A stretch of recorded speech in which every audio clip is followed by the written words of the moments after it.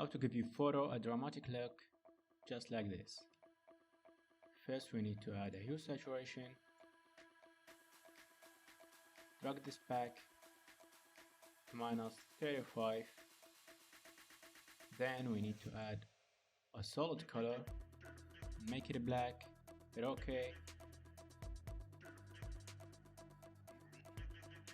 and go to blending option, hit Alt and drag this all the way back.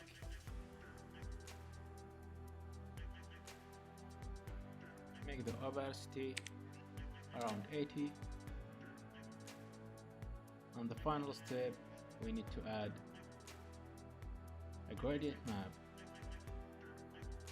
Go all the way down to the legacy gradient and choose the photographic toning,